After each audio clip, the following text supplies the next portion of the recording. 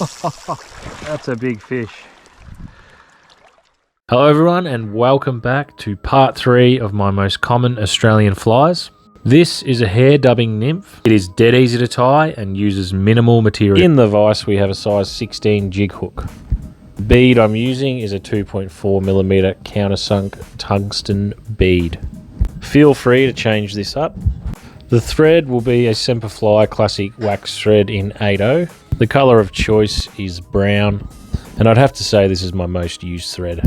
Rib I'm using gold ultra wire in small medium. For the body of the fly I'm using a brown Hare Dubbing. Olive and grey are also very effective. As per usual, to get started we are going to lay down a thread base, finishing up where the barb would be on a barbed hook, and of course breaking or snipping away our excess.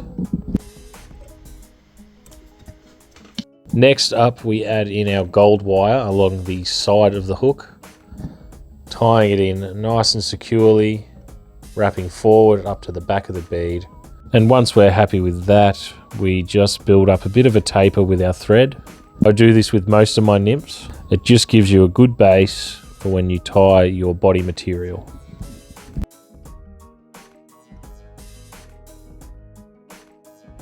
Once you're happy with the taper of that fly, bring your thread back down to the rear, and we're going to get ready to make a dubbing noodle. To make a dubbing noodle, add some wax to your thread. If you don't have tying wax, use a candle. If you don't have wax, don't stress, it can be done without it. Wax just makes it more durable. Grab yourself a clump of the Hare Dubbing, holding it in your left hand, pull away a small amount and add it to the thread with your right thumb and forefinger.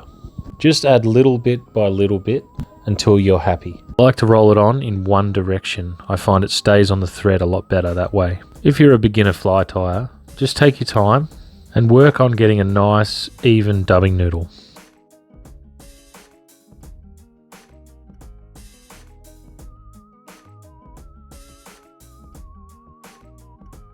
Once you're happy with the way that looks, begin to wrap forward. Stop and twist your dubbing noodle after the first couple of wraps. This acts as an anchor point for your dubbing. It ensures you get a nice tight noodle.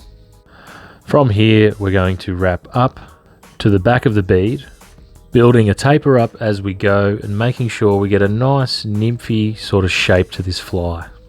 I'm a big believer in shape. I think that the shape of your nymphs is more important than fancy details. Once your thread is at the back of the bead, it's time to counter wrap your rib. 4 to 5 wraps is plenty. The wire rib will lock in all your dubbing fibres and make your fly a lot more durable. This gauge wire has never let me down, and that's why I use it. Secure your wire with some thread wraps just behind the back of the bead. A couple of wraps in front and behind will be enough. Once you're happy with that, helicopter the excess wire free.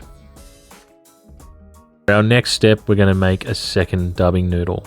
This dubbing noodle will be about 1/4 of the size of the first one. This step is to hide our thread wraps and to finish off the fly.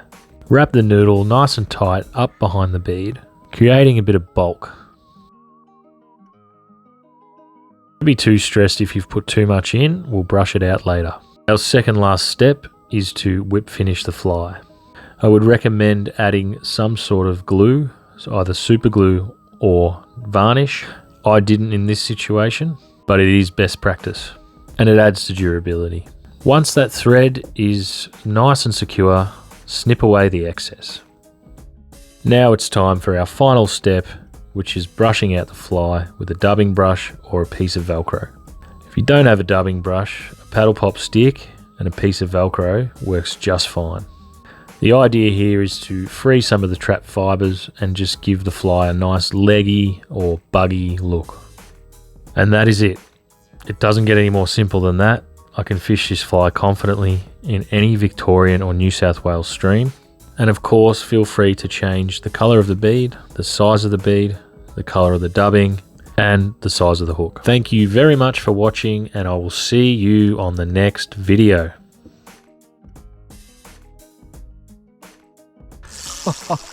That's a big fish.